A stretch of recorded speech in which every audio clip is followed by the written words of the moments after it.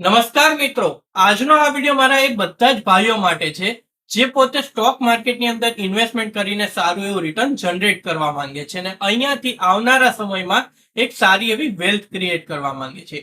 મિત્રો, આજનો આ વિડીયો એક પોડકાસ્ટ વિડીયો રહેવાનો છે જેની અંદર આપણે એસટી એડવાઇઝરી કંપનીના જે ફાઉન્ડર ને સીઈઓ છે એમની સાથે પોડકાસ્ટ કરીશું ને જાણીશું કે કેવી રીતે આજની માર્કેટની સિચ્યુએશન પ્રમાણે તમે એલ્ગો ઇન્વેસ્ટમેન્ટ કરીને સારું એવું રિટર્ન જનરેટ કરી શકો છો. તેમની આ કંપની પાછલા 15 થી 17 વર્ષથી ઇન્ડિયામાં ઓપરેટ કરે છે. ઇન્ડિયા સિવાય ઇન્ટરનેશનલી પણ તેમના કામ ચાલુ છે અને એની મદદથી તે ઘણા બધા લોકોને પર્સનલી હેલ્પ કરે છે એલ્ગોનો યુઝ કરીને ઇન્વેસ્ટમેન્ટ કરવા માટે. મિત્રો, આ પોડકાસ્ટનો મારો મેઇન ઉદ્દેશ્ય એક જ છે કે અત્યાર સુધી આપણે શું સાંભળ્યું કે એલ્ગો ટ્રેડિંગ થાય છે, એલ્ગોની મદદથી લોકો ટ્રેડિંગ કરીને સારો પ્રોફિટ કમાય છે. પણ હું તમને આજના પોડકાસ્ટની મદદથી ક્લિયર કરવા માંગીશ કે કેવી રીતે તમે એલ્ગોનો યુઝ કરીને, એલ્ગોરિધમનો યુઝ કરીને ઇન્વેસ્ટમેન્ટ કરીને સારો પ્રોફિટ કમાઈ શકો છો. અહીંયા તમને સ્ટેપ બાય સ્ટેપ પૂરી ગાઈડન્સ આપવામાં આવશે કે કેવી રીતે તમારે સ્ટાર્ટ કરવું, કેટલું રિટર્ન તમે જનરેટ કરી શકો છો અને અત્યાર સુધી જેટલા પણ લોકો એમના પ્લેટફોર્મનો યુઝ કર્યો છે એ કેવી રીતે પોતાનું પરફોર્મન્સ સારી રીતે લઈ રહ્યા છે. તો આ બધી જ વસ્તુ તમને વિડીયોમાં ડિટેલ્સમાં ખબર પડવાની છે. તો આપણે એમની સાથે લાઈવ ઓનલાઈન પોડકાસ્ટ કરીશું અને હું ગેરંટી સાથે કહીશ કે તમારામાંથી જેટલા પણ લોકો આજનો આ વિડીયો અંત સુધી જોશે ને એને ક્લિયરિટી આવી જશે. કારણ કે જે વ્યક્તિ સાથે આપણે પોડકાસ્ટ કરીએ છીએ ને એમને બહુ જ વધારે એક્સપિરિયન્સ છે. સાચું કહું તો તમારામાંથી ઘણા બધા લોકો એવા હશે જે લોકોને આજથી લઈને 15 વર્ષ પહેલા માર્કેટ શું છે એ ખ્યાલ પણ નહોતો. ત્યારથી એ વ્યક્તિ આ ફિલ્ડમાં છે ને લોકોને સારું રિટર્ન જનરેટ કરીને દે છે પોતાના પ્લેટફોર્મના માધ્યમથી. તો ચલો હવે આપણે એમને મળીએ અને મારા જે પણ સવાલ છે, તમારા જે પણ સવાલ હશે એ હું એમને પૂછીશ. બેઝિક થી બેઝિકમાં સ્ટાર્ટ કરીશું અને આપણે આપણી ઇન્વેસ્ટમેન્ટની જર્નીને કેવી રીતે સારી રીતે લઈ જઈ શકીએ એના વિશે ડિટેલ્સમાં વાત કરીશું. એક ખાલી ક્વિક નોટ આપવા માંગીશ કે આખો પોડકાસ્ટ છે ને હિન્દીમાં રહેશે, એટલે જો ક્યાંક ન સમજાય તો કોમેન્ટ કરજો, એ હું તમને કોમેન્ટમાં સમજાવી દઈશ. પણ મેઇનલી બનશે એટલું સિમ્પલ રીતે વાત કરીશું જેનાથી બધા જ આપણા ગુજરાતી ભાઈઓ આ પોડકાસ્ટને સારી રીતે સમજીને એને ઇમ્પ્લિમેન્ટ કરીને સારી રીતે એલ્ગોની મદદથી ઇન્વેસ્ટમેન્ટ કરવાનું સ્ટાર્ટ કરે. તો ચલો મિત્રો, વિડીયોને લાઈક કરી દો, શેર કરી દો, ચેનલને સબસ્ક્राइब કરી દો. પછી આજનો આ વિડીયો આપણે स्टार्ट करें. हेलो सर, आपका स्वागत है हमारे चैनल के अंदर. तो आपके एक्सपीरियंस की मदद से आज हम ट्राई करेंगे हमारे जितने भी व्यूअर्स हैं जो खास करके इन्वेस्टमेंट करने के लिए इंटरेस्टेड है, तो इस मार्केट कंडीशन के हिसाब से कौन सा सबसे बेस्ट तरीका रहेगा इन्वेस्ट करने के लिए स्टॉक मार्केट के अंदर, उसी के बारे में बात करेंगे. तो सबसे पहले आपसे रिक्वेस्ट करना चाहूंगा कि आपके बारे में थोड़ी सी डिटेल्स दीजिए हमारे व्यूअर्स को. Thank you. अच्छा लग रहा है आपके इस पॉडकास्ट पे आके. मेरा नाम संदीप त्यागी है. मैं एसटी एडवाइजर्स नाम की एक कंपनी का फाउंडर सीईओ हूँ और हम गुल्लक के नाम से भी अपनी प्रोडक्ट्स जो रिटेल इन्वेस्टर्स हैं उनको प्रोवाइड करते हैं स्मॉल केस और अलग प्लेटफॉर्म्स के ऊपर. तो ये दोनों कंपनियां गुल्लक और एसटी एडवाइजर्स मैंने करीब 16 साल पहले हिंदुस्तान में शुरू की थी और हमारी कंपनी अमेरिका, ब्राजील और भी कई देशों में काम करती है. तो इमर्जिंग मार्केट दुनिया भर में हमने इन्वेस्टमेंट्स करते हैं, अमेरिका में इन्वेस्टमेंट्स करते हैं और हिंदुस्तान में भी पिछले 16-17 साल से काम कर रहे हैं. ओके, बहुत बढ़िया. यानी कि कहीं ना कहीं आपका जो 16-17 साल का एक्सपीरियंस है वो आज हमारे व्यूअर्स को मिलने वाला है. बिल्कुल बिल्कुल. और हम जो इन्वेस्टमेंट का काम करते हैं वो सब जैसे आपने कहा एल्गोरिदम और मैथमेटिक्स जैसी चीजों का इस्तेमाल करके करते हैं. तो इन चीजों में मेरा एक्सपीरियंस 35 साल का है. मैं 1990 में आईआईटी से ग्रेजुएट किया, फिर अमेरिका में न्यूयॉर्क में कोलंबिया यूनिवर्सिटी में एमबीए पढ़ने के लिए गया और उसके बाद मैं बहुत सालों तक अमेरिका में ही फाइनेंशियल इंस्टीट्यूशंस, इन्वेस्टमेंट इंस्टीट्यूशंस जैसे कि American Express, Merrill Lynch, Citibank, इस तरह की कंपनियों के साथ बहुत सालों तक काम किया. उसके बाद मैंने ये जो इन्वेस्टमेंट कंपनी के बारे में बात कर रहा हूँ ये लगभग 17 साल पहले शुरू की.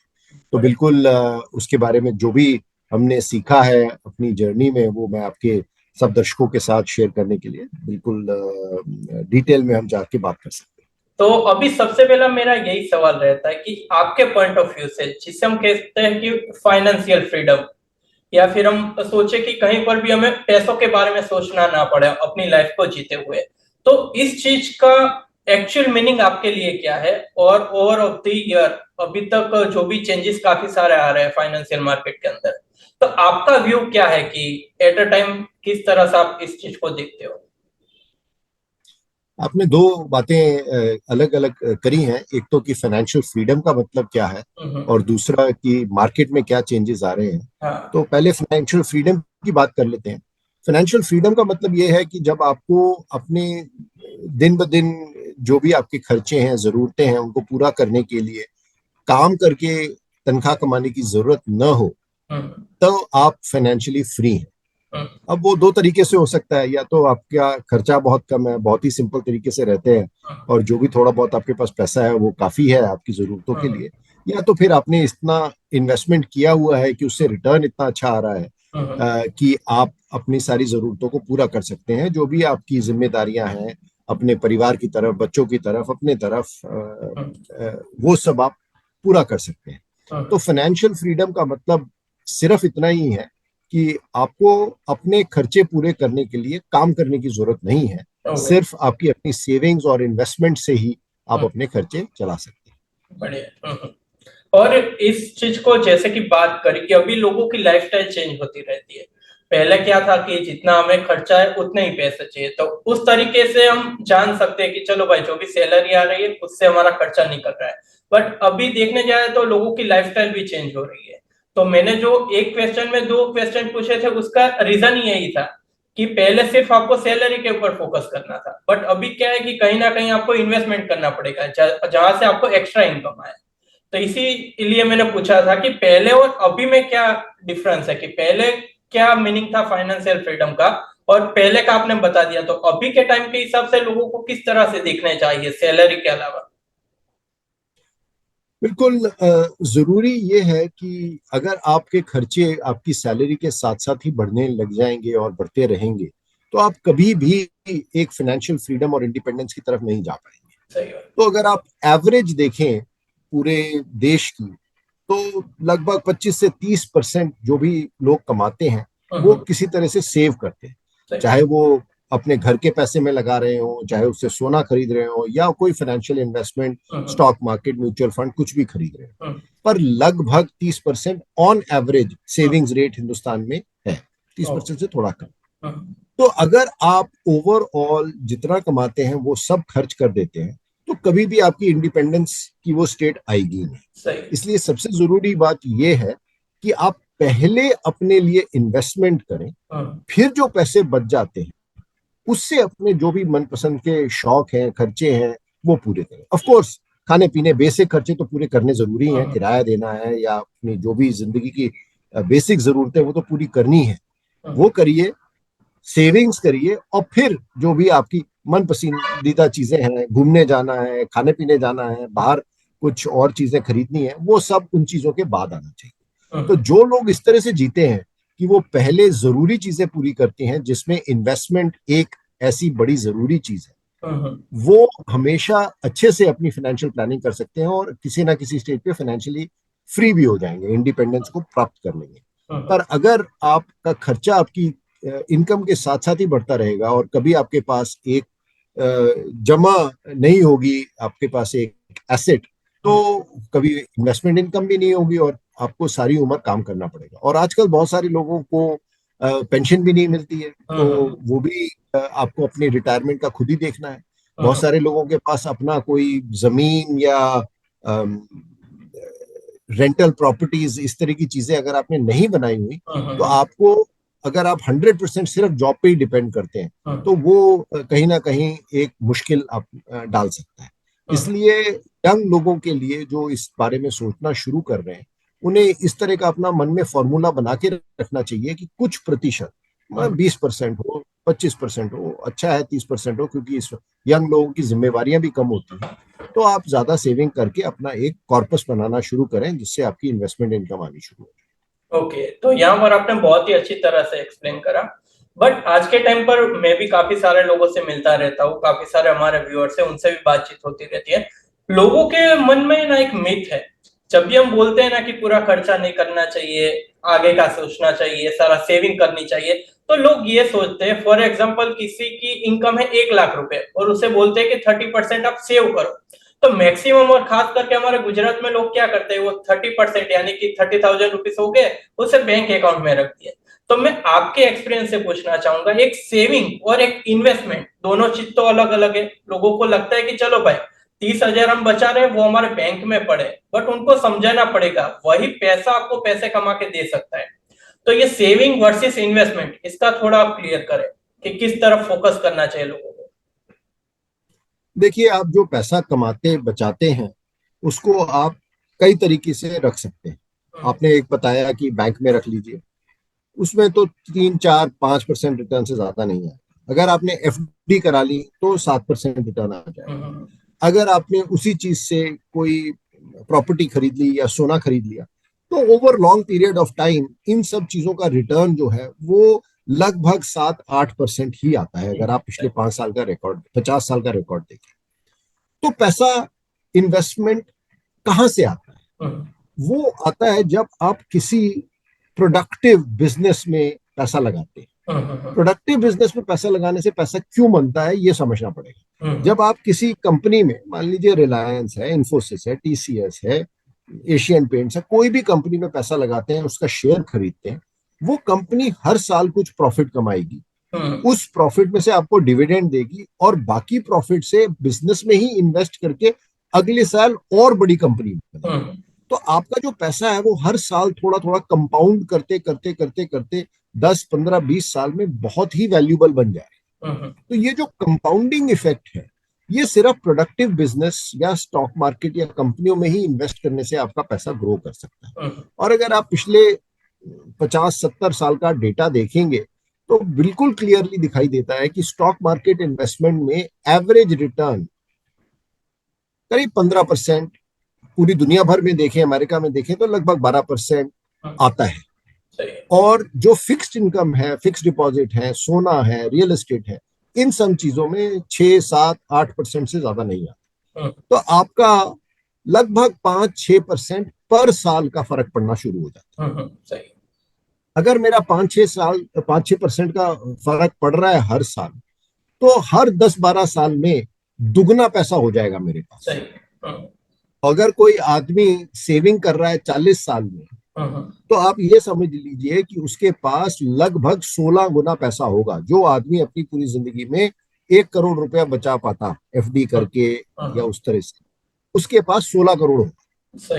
तो ये एक जो डिफरेंस है, क्योंकि आपने स्टॉक मार्केट जिसमें कंपनियां हर साल थोड़ी बड़ी होती है, बेटर प्रॉफिट कमाती है, हाँ स्टॉक प्राइस ऊपर नीचे जाता है, घाटा भी होता है बिजनेस में, पर अंडरलाइन जो आप इन्वेस्टमेंट कर रहे हैं वो एक बिजनेस में कर रहे हैं, और बिजनेस हर साल थोड़ा अलग बढ़ेगा, अच्छा काम करेगा और लोग उसकी चीजें खरीदेंगे जो भी वो बना रहा है। तो उससे एक कंपाउंडिंग इफेक्ट से आपका रिटर्न जो है वो फिक्स डिपॉजिट के बदले मच बेटर रहता है। और इसमें टैक्स का भी बड़ा फर्क होता है। आजकल फिक्स डिपॉजिट और हर चीज में आपका 30% टैक्स सीधा कट जाता है और हर साल देना पड़ेगा।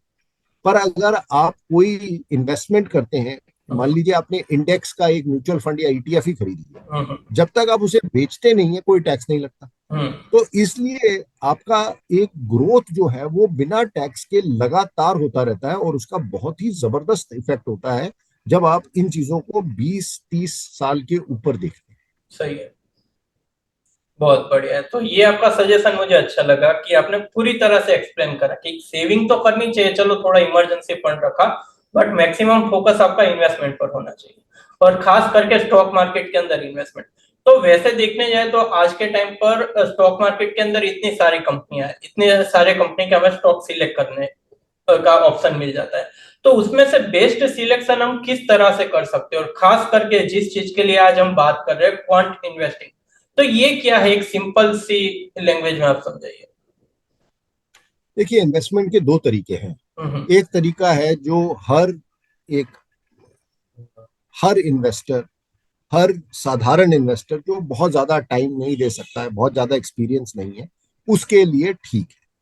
तो स्टार्टिंग पॉइंट क्या होना चाहिए इन्वेस्टमेंट का? स्टार्टिंग पॉइंट होना चाहिए कि आप ऐसा कोई फंड खरीदें जिसमें मान लीजिए पूरी निफ्टी की 50 कंपनियां जो होती हैं, या एनएससी 500 का पूरा ईटीएफ कोई हो, तो एक डाइवर्सिफाइड पोर्टफोलियो, पूरा मार्केट जिस हिसाब से चल रहा है उस तरह से आपको एक यूनिट मिल जाए कि एक बार ये आपने पैसा इन्वेस्ट किया और पूरे मार्केट में लग गया। सही। वो हो गया आपका स्टार्टिंग पॉइंट। हम्म। दूसरी स्टेप क्या है कि अगर आप बहुत ही नॉलेजेबल हैं, आप बहुत अपने पास टाइम है, जैसे मेरी कंपनी में 100 से ज्यादा लोग हैं जो इंजीनियर हैं, एमबीए हैं, आईआईटी से हैं, आईआईएम से हैं, वो सब लोग जो रिसर्च करते हैं बहुत सारे डेटा को लगा के, तो वो ये कोशिश करते हैं कि इस तरह की ब्रॉड इंडेक्स बेस्ड इन्वेस्टमेंट से बेटर इन्वेस्टमेंट कमा सके। ओके। पर उसमें टाइम लगता है, मेहनत लगती है, कंप्यूटर लगते हैं और बहुत ज्यादा एक रिसर्च की जरूरत पड़ती है। ये आप सिर्फ एक आध घंटा व्हाट्सएप पे देख के या यूट्यूब पे देख के उस तरह की इन्वेस्टमेंट आप नहीं कर सकते। तो आपको कुछ इस तरह की सिस्टम्स के समझना पड़ेगा कि कहाँ से आप उसमें वैल्यू एडिशन करते हैं, कहाँ से आप उसमें इन्वेस्टमेंट में ऐसा ढूंढ सकते हैं कि आप कुछ अच्छा रिटर्न निकाल सकें। आपने सवाल पूछा क्वांट इन्वेस्टमेंट, तो हमारी कंपनी एसटी जो है वो एक क्वांट इन्वेस्टमेंट में शुरू से फोकस करती है। हमने शुरू से ये कहा है कि हम एक systematic, discipline, quantitative algorithmic investor हैं। उसका मतलब क्या है?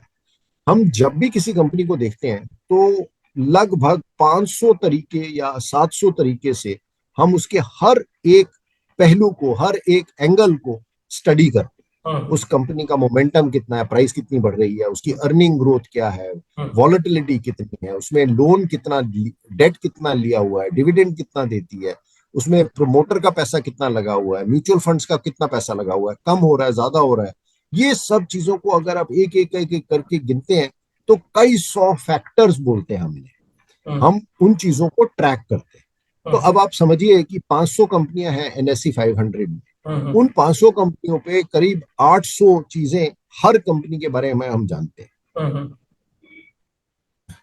तो 500 इंटू 800 क्या हो गया, 4 लाख चीजों को देख के आप हर वक्त ये समझेंगे कि किस कंपनी में कितना एक इन्वेस्टमेंट करने से आपको रिटर्न अच्छा आ सकता है। तो इस तरीका, ये जो तरीका है जिसमें आप हर चीज को सिस्टमैटिकली स्टडी करते हैं, डिटेल में स्टडी करते हैं और फिर एक फॉर्मूले के हिसाब से देखते हैं कि अगर इस कंपनी का शेयर प्राइस इतना बढ़ रहा है, इसमें इतना डेट है, इतना इसका कैश फ्लो है, तो मैं इसके अंदर इतना पैसा इन्वेस्ट करूंगा, ऐसे समझिए। तो आपका एक सिस्टम बन जाता है कि उसके हिसाब से आप इन्वेस्टमेंट कर सकते हैं।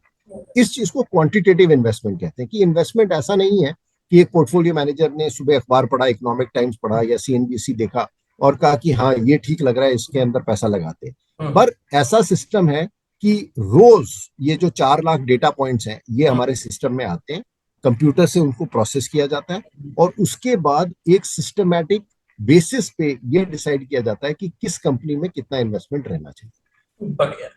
तो ये काफी अच्छा, आपका जो भी मॉडल डेटा बहुत ही अच्छा पसंद आया। तो ये रिटेल इन्वेस्टर को किस तरह से हेल्प कर सकता है पर्सनली, उसके बारे में थोड़ी डिटेल्स बताइए।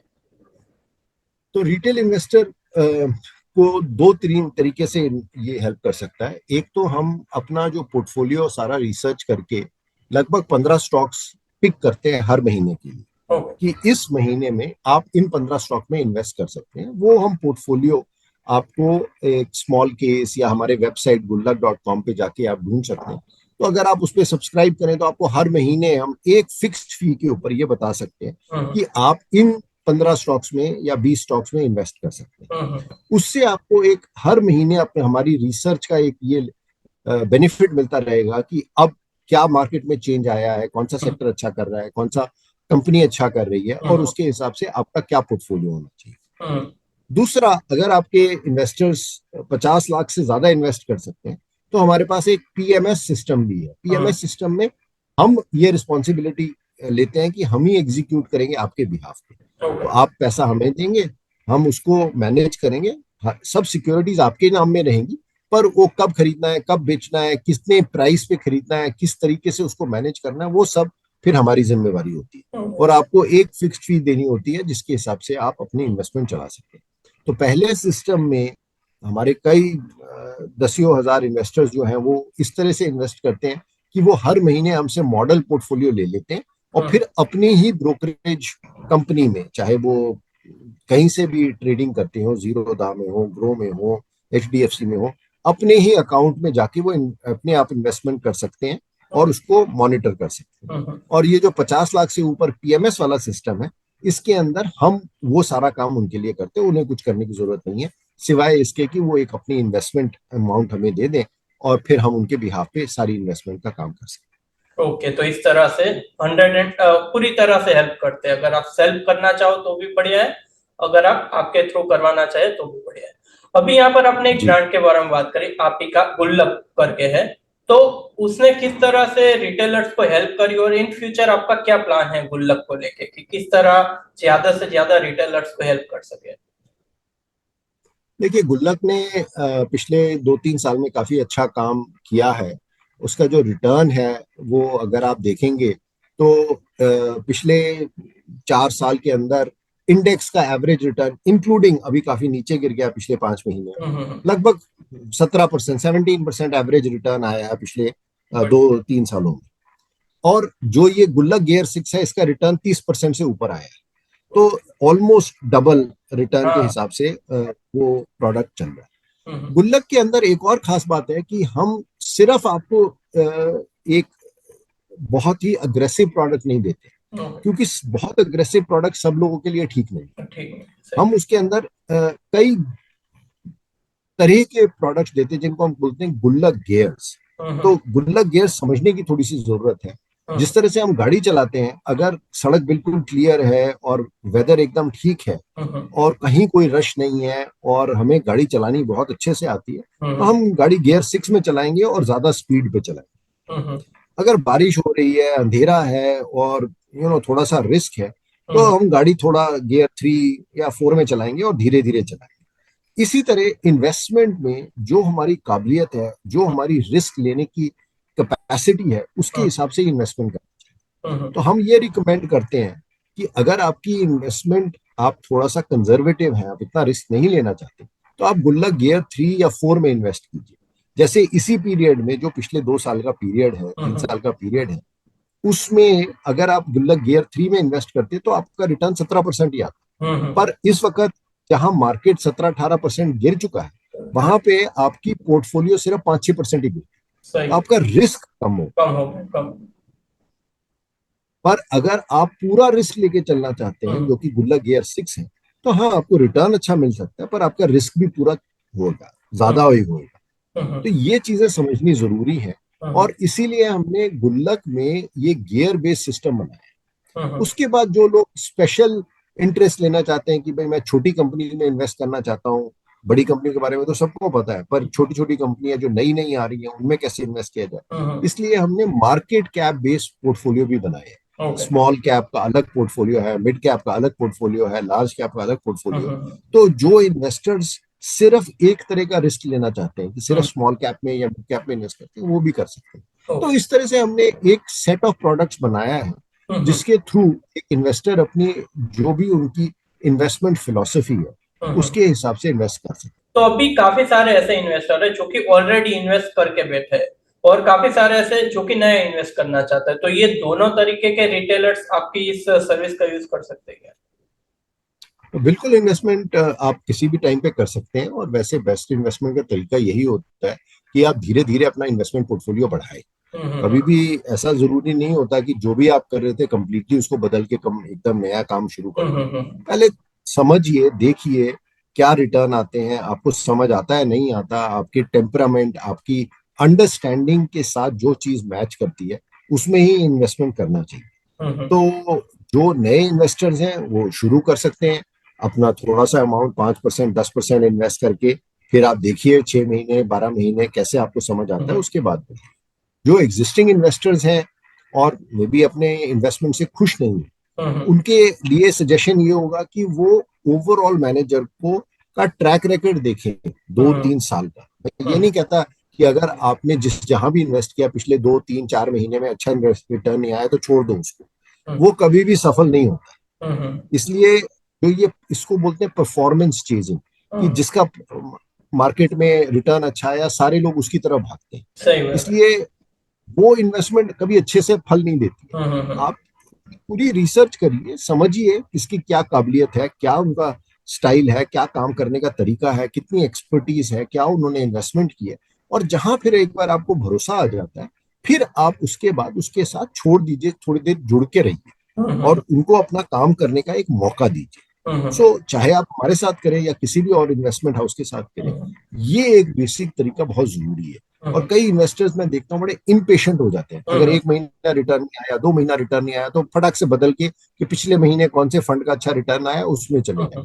उन लोगों के इन्वेस्टमेंट में कभी भी अच्छा रिटर्न नहीं आता, क्योंकि वो जो महीने से महीने का वेरिएशन है वो बड़ा ही एक फिकल वॉलेटाइल होता है, वो चेंज होता रहता है, कभी किसी का रिटर्न अच्छा आता है, कभी किसी का रिटर्न अच्छा आता है। पर लॉन्ग टर्म के ऊपर जो रिटर्न में बेनिफिट आता है वो आपकी काबिलियत को ज्यादा बेटर दिखाता सही बात, सही बात। तो यहाँ पर नेक्स्ट है। ऐसा क्वेश्चन नहीं है कि मेरा आपका बोलिए। जो अच्छे बैट्समैन है उनका एवरेज अच्छा रहेगा, पर सही ये मतलब नहीं है कि जो आपका टेल बात, एंडर है वो बॉलर भी किसी न किसी इनिंग्स में 50 रन बना सकता सही बात है। यानी कि एक बैलेंस पोर्टफोलियो लेके चलना चाहिए, कहीं ना कहीं ये कहना है। ओके, तो है। मैं, बैलेंस पोर्टफोलियो और सही टाइम तक उसको इवेल्युएट करना चाहिए। सही बात है, टाइम देना पड़ेगा तभी वहां से अच्छा रिटर्न जनरेट हो पाएगा। और जी। मेरा नेक्स्ट क्वेश्चन ये है कि इंडिया के अंदर काफी सारे लोगों ने रिसेंटली इन्वेस्टमेंट करना भी स्टार्ट करा और काफी सारे लोग कोविड के बाद बहुत ही ज्यादा लोग इंटरेस्ट लेने लगे। तो ऐसे में जो भी रिटेल इन्वेस्टर है वो कौन सी ऐसी चीज को मिस कर रहा है जिसके कारण उसको सही रिटर्न नहीं मिल पाता, या फिर अगर इन्वेस्टमेंट के बारे में सही से सीखना है तो क्या वे ऑफ लर्निंग हो सकता है उसके लिए? अम, पहली बात तो मैंने इसी टॉपिक के बारे में काफी सोचा है और एक किताब लिखी है जिसका नाम है the big book of little game, जो अमेजोन या और बुक स्टोर्स में मिलती है। तो उसके अंदर मैंने इन सब चीजों को डिटेल में समझाने की कोशिश की है। जैसे मैंने बताया कि जब आप इन्वेस्टमेंट शुरू करते हैं तो आप सिर्फ एक इंडेक्स फंड को खरीद लीजिए और कुछ करने की जरूरत सही। नहीं। जब आप उसमें थोड़ा कंफर्टेबल हो जाए कि हाँ भाई मुझे मार्केट का इंटरेस्ट इन रिटर्न तो मिल रहा है, अभी मार्केट से बेटर रिटर्न लेने के क्या करना है वो सोचने की जरूरत है। सही। तब आप ये देखना शुरू कीजिए कि कौन लोग एक्टिव इन्वेस्टमेंट करते हैं। एक्टिव इन्वेस्टमेंट मतलब वो कह रहे हैं कि भाई हम इंडेक्स जो भी निफ्टी का रिटर्न है उससे बेटर रिटर्न आपको देंगे। तो ऐसे लोगों में आप रिसर्च करना शुरू कीजिए और समझिए कि उनका ट्रैक रिकॉर्ड क्या है, पिछले 3 साल में उन्होंने क्या किया, 5 साल में उन्होंने क्या किया। उसके हिसाब से आप कुछ 2 या 3 इस तरह के इन्वेस्टमेंट या फंड के अंदर पैसा लगाइए। तो इससे भी ज्यादा काम करना चाहते हैं वो फिर ऑलमोस्ट फुल टाइम काम हो जाता है कि आप खुद ही सेलेक्ट कीजिए कि आप कौन से स्टॉक में इन्वेस्ट करेंगे, कब बेचेंगे, कब खरीदेंगे। उसके लिए बहुत मेहनत की जरूरत पड़ती है और ज्यादातर लोगों को मैंने देखा है कि वो उसमें सक्सेसफुल हो नहीं पाते, सही। क्योंकि काफी रिसर्च, काफी नॉलेज और की जरूरत पड़ती है। और क्योंकि ये बड़ा ही कंपेटिटिव मार्केट है तो वो प्राइसेस में वो इतना एडवांटेज दिखाई नहीं देता है कि आप कैसे निकाल पाएंगे उस तरह का। सही। ओके, तो यहाँ पर स्टार्टिंग के बारे में बात कर ली कि स्टार्टिंग कैसे कर सकते हैं। अभी चलो स्टार्टिंग कर लिया, अभी आपकी कंपनी के बारे में पता चला और वो भी चाहते हैं कि आपके साथ जुड़कर, जैसे कि आपने आपका डेटा शेयर करा कि 30% तक का रिटर्न अचीव कर चुके हैं। तो अगर कोई भी आपके साथ जुड़ना चाहता है तो क्या क्या तरीके हैं, किस तरह से गुल्लक के साथ या फिर आपकी कंपनी के साथ जुड़ सकते हैं? आप हमारे वेबसाइट gullak.com पे जा सकते हैं। हमारी प्रोडक्ट्स बहुत सारे ब्रोकर्स जैसे HDFC और कोटक और आपके स्मॉल केस जैसे प्लेटफॉर्म के ऊपर भी अवेलेबल है। तो पर हमारे वेबसाइट gullak.com पे जाके आप जुड़ सकते हैं और stadvisors.com पे जाके आप PMS में अगर जाना चाहते हैं, गुल्लक के थ्रू भी जा सकते हैं, तो भी आप जुड़ सकते हैं।